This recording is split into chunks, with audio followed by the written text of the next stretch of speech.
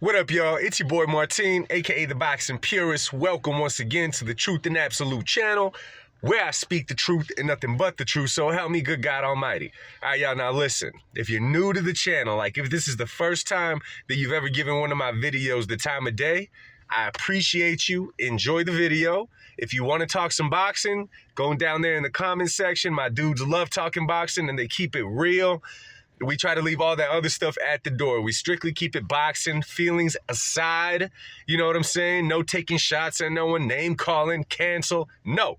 Let's talk boxing like grown men should be able to. We don't have to agree on everything, but let's talk boxing, right? If you've been subscribed to the channel, you know who you guys are. Thank you. Much love. You guys give me leads. You guys give me info that I don't even know about. You guys are super dope. I appreciate you. So, if you're not subscribed, hopefully you're subscribed before, the video ends. Or right now, like button, dislike button, it's all love. Anyway, y'all, let's get into this one. So, recently, the man that's been in the news so much, and unfortunately, it's mainly over things that just not in a good way, let's just say. And it's all feelings, you know what I'm saying? It's all emotion, and it happens in sports. It happens in life, I guess, whatever, right? So I'm speaking about Saul Canelo Alvarez, right? He recently did an interview, and I read this on ESPN, where he pretty much said, stated the usual that I've talked about in the past, a lot of you guys have talked about in the past, pretty much that, and a lot of people don't seem to understand this. You may like it, you may not, but it's just the truth about it. You know what I'm saying? Canelo was pretty much saying, like, listen, I heard this speaking about the Benavidez fight, you know what I'm saying? All the heat that he's catching from so many different people. Pretty much talking about, I went through this with Golovkin, I went through this with Saunders, I went through it with all these people. Listen, I'm going to do what I want to do, is what Canelo said pretty much. You see, Canelo, and this is the thing about someone like Canelo. Canelo doesn't need me to validate what he's done in the boxing ring. He doesn't need you guys to validate what he's done in the boxing ring. He doesn't need anybody to validate it for him. In his head, he knows what he's accomplished. He knows what he's about. He knows what he's done. He knows about his longevity. He knows about everything he's given to the sport. Yeah, right? Now, of course, his career has not been squeaky clean. Let's keep it real. Let's keep it straight up and down. He did get busted one time for steroids. I forget the exact name of them. And, I'm going to keep it straight up and down. I didn't buy into the fact that, he ate at a food truck in Mexico and the meat was tainted. Reason being is because fighters like Canelo and, high fighters like that, they make a lot of money. They got people investing millions of dollars into them. They're not just going to allow you to eat off of a food truck. Now, you may say, yeah, but if he's on vacation and this and that. No, listen. They're not going to allow you to eat out of a food truck. They're investing millions of dollars into you, much less in the lead up to a fight. Of course, I'm speaking about the second Gennady Golovkin fight, where is that he got in trouble. So the man has had his up and downs, but for the most part, Canelo has had a solid career. You know what I'm saying? Since he was really young. I don't know how long you guys follow the sport or follow Canelo, but when Canelo really got my attention, because in the beginning he was just there, the redheaded kid. I wasn't sold. I was actually at the barbershop. I was remembering this last night. Thought I'd share it with y'all. I was at a barbershop, and at the barbershop that I go to, and I was reading a Ring magazine. I opened it up, waiting for my man to finish so he could do my hair. And then I see Canelo, and it was a shot of him knocking out Kermit Cintron. Now, if you guys are not familiar with Kermit Cintron, I don't know, 10 years ago maybe? No, it has to be more than 10. A little over 10 years ago, Kermit Cintron was doing his thing in the sport of boxing. Now, he wasn't a dominant figure, but he has some notable wins. Example, he beat Alfredo Angulo. Now, if y'all know Alfredo Angulo, the man gave Lara a tough fight. He's done some things in the sport of boxing, and Kermit Cintron back in the day gave him a boxing lesson. Like, Kermit Cintron was a dude. The dude was nice. Canelo was I want to say Canelo was 19 when he fought him and knocked him out. And that's when I was like, what? Canelo knocked out Kermit Cintron? So I started watching him. So Canelo's career dates way back, before he actually started popping pre-Floyd Mayweather. You know what I'm saying?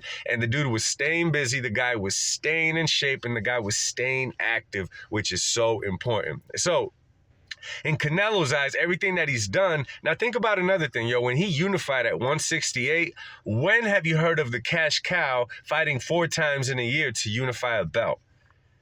Now you might try to take away from those wins, right? Maybe with the exception of what's his name, Rocky Field, I don't remember the dude's name, Yildirim. It was the first fight out of those 4 fights.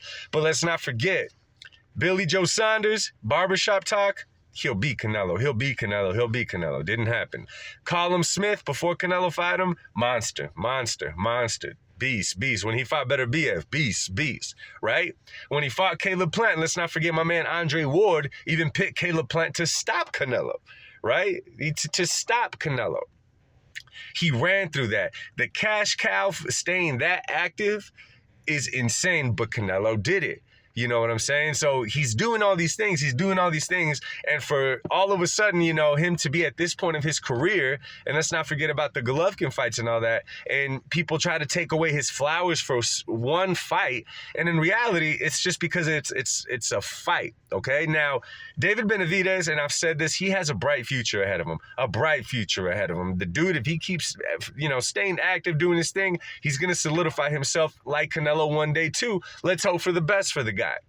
But as of right now, it's strictly, I believe he could beat Canelo is the only talk that there is, and that's the only thing that you can say. You believe that he can. In your opinion, he can, because obviously it's boxing. It's not 100% sure, right? So for Canelo, it's like, damn, man, as long as I hang around the sport, I'm going to keep running into this problem. And it's true. And what I think it is with Canelo, man, because Canelo's never one to be cocky. Canelo's never been one to be talking smack. He's never been that type of fighter. For the most part, besides the steroids, he's been a clean fighter, stays active, looks good inside the ring. You know what I'm saying? And if you're a boxing fan, like a fan of the art of boxing, you appreciate what he does in that ring with his defense, with his head movement, making, people miss shots and all that kind of stuff. But somehow all of it gets lost, because I think that by people saying they like Canelo or rooting for him, or you don't even have to like Canelo, but simply giving him his flowers, they feel like it's taken from their favorite fighters. You know what I'm saying? That's why you see so many like, oh, Floyd Mayweather, this and that, when it's like, yo, you could give Canelo his flowers without taking him away from Floyd. It's a sport of many boxers, many years of boxing. You don't have to necessarily go that route. And that's where emotion gets involved way too often in this sport, and you get what we get today. You know what I'm saying? So Canelo's pretty much saying, I'm going to do what I want to do. So he, in his head, he's earned himself into the driver's seat. And us as the boxing fans are not going to motivate Canelo to fight anybody simply by talking trash about him. The commentators, the analysts, other fighters, we're not going to sucker Canelo to go into a ring simply by talking. And I've said this before, would I like to see the Benavidez fight? Yes, of course I would like to see it. I'm a boxing fan.